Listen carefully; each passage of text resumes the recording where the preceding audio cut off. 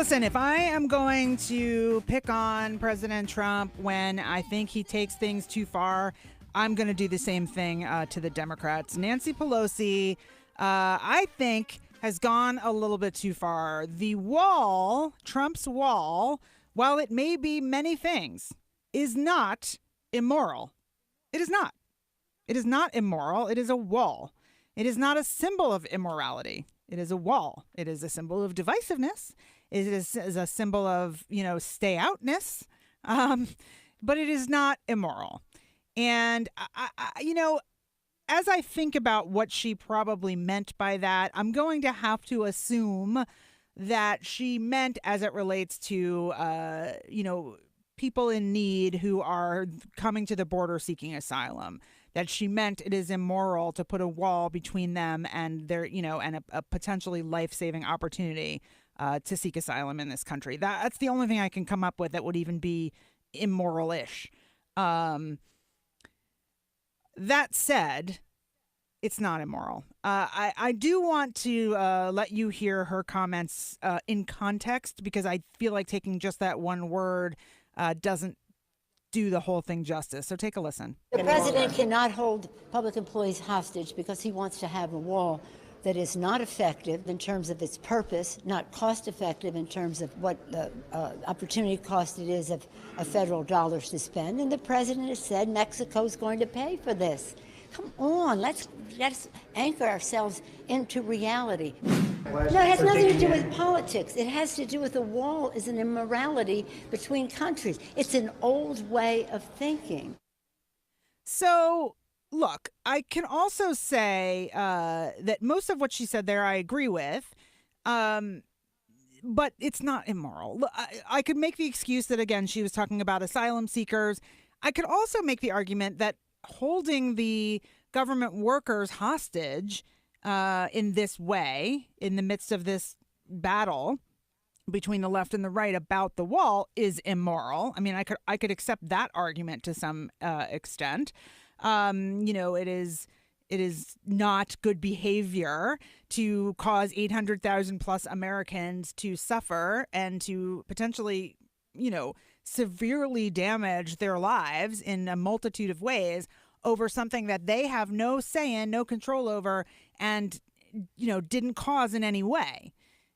So I could see you could pull up the word immorality if you chose to in some of those issues, but to just blanket say the wall is, what did she say? A symbol of immorality? Was that what she said? No, it's not. It's a symbol of nationalism, it's a symbol of Trumpism. It's a right now, I think more than anything else, the wall has become a symbol of Trump's lack of ability to make a deal. And also, I don't know if you are aware of this or if you caught this, but there was a story put out in the New York Times on January 5th that actually explains where the whole idea of the wall comes from. Now, granted, the president is constantly, griping about the New York Times. So this is not a news organization that he is aligned with. But the New York Times is suggesting that when the president began exploring the then candidate began exploring the idea of running for president, his political advisors came up with the idea of a wall, wait for it, as a mnemonic device because he was not remembering on stage at his rallies to talk about immigration policy enough. And so they thought if they simplified it and put it in builders' terms, I'm air quoting, he would remember it. And in fact, yes, he did remember it, and he loved it, and his fans loved it too. And now we have 800,000 government employees being held hostage for a mnemonic device, a $5 billion mnemonic device. Yay, America. Yay. And I said this before. I know, if you are a Trump fan, that you won't agree with me on this, but I feel like it's not a reasonable request. And if someone makes a non-reasonable request of you, you don't meet them halfway. You don't. I understand that it is frustrating to those people who are not working, but it is not their fault. I'm sorry, when I say them in this case, I mean the Democrats. It's not the Democrats' fault that they're not working. It's Trump's. And I can prove that because Trump said it himself. I will proudly shut this government down for border security, for my wall. And he said it more than once. He doubled down on it. He said, I'm proud of what I'm doing, just on, towards the end of last week. So, it's not about the Democrats, negotiating here. And need I also remind everyone that up until, last week, the Republicans were in control of everything. The House, the Senate, and the presidency, all three co-equal branches of the government, were run by Trump's party. And they could not pass a budget that included the wall. I'll also point out that just several months ago, I think it was, there was a bipartisan budget passed by both houses, the Senate and the House, both branches of Congress, and the president rejected it after having said he would not reject it.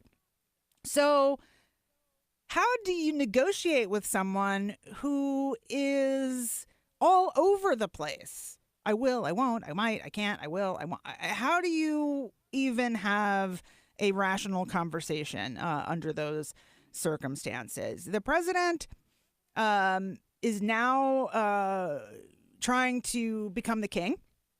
He has threatened to declare a national emergency, and by doing so, to use that and military funds via a national emergency to build the wall. Here he is. I may declare a national emergency dependent on what's going to happen over the next few days. So we shall see. Now, a lot of the discussion over the last 24 to 48 hours has been whether or not the president can legally declare a national emergency in this case, and what that actually means, what funds he would then have access to, and what kind of court cases might ensue after the fact. One analyst that I heard on the news, I want to say it was this morning, could have been yesterday, said that one of the issues is that a lot of the land that the wall would need to be built on is private land. And the national emergency status would not change that, and therefore would not put the president in a position to force the private landowners to allow the wall to be built on their property, or would not force them to give their property to the government for the purposes of the wall. So there's a lot that doesn't even solve. And I actually think it might put the president in a questionable position, because there will be lawsuits. And then he will have to explain this so-called national emergency. He'll have to prove that there is a national emergency, arguably, for the courts. The kind of fear-mongering that the president has been engaging in, both as already a 2020 campaign ad, but also as, via his talking, his mouthpiece, Sarah Sanders, is to fear-monger. Sarah Sanders yesterday was kind of caught in a flat-out lie on, wait for it, Fox News. Take a listen. We know that roughly nearly 4,000 known or suspected terrorists come into our country illegally. And we know that our most vulnerable point of entry is at our southern border. I know the statistic. I didn't know if you were going to use it, but I studied up on this. Do you know where those 4,000 people come, or where they're captured? Airports. Not always, but certainly a large number. The State Department says there hasn't been any terrorists that they found coming across the southern border from Mexico. It's by air, it's by land, and it's by sea. It's all of the above. Yeah, that did not go over well. So that was on Fox News. That was Fox's Chris Wallace that was talking to Sarah Sanders there, and he had done his homework. He knew that was coming, and I give him a lot of credit for that. And to say to her, no, the 4,000 people you're talking about did not come across the southern border. They mostly came via the airports. And guess where we have the least security right now? The airports. TSA, one of the groups that has been, asked to work without pay. And we have a sick out happening with TSA agents. Now, the TSA, the agency, is trying to ensure the American public that they're just as safe as ever, just slower because of these sick outs. But nonetheless, that's problematic, that the people that are meant to secure the ports of entry where we get the most terrorist threat is the least protected right now. The other, I think, point to note there is that those 4,000 people that Sarah Sanders and the president are labeling terrorists are not actually terrorists. They're essentially people of interest, in some cases only because they come from the wrong country. Many of them are asylum seekers.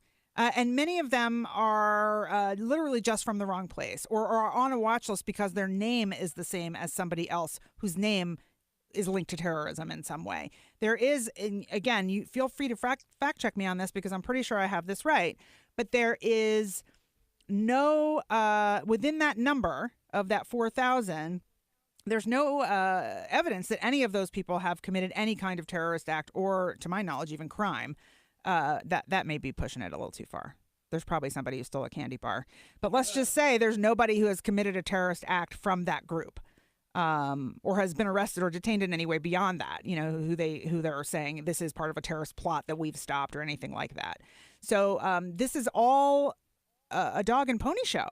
This is all for you to be scared and to try to get the base and others to get behind the need for this wall and to try to make it seem like the Democrats are somehow being unreasonable and that there is a national emergency. There is no national emergency. Let's just be 100% clear. There's no national emergency, and the wall is not immoral. It's a bad idea that was started as a mnemonic device in a campaign speech that has now turned into the cause and the excuse to keep 800,000 federal workers from their paychecks. That's where we're at. And we're at also, by the way, a standstill. Nobody's budging. So what happens next?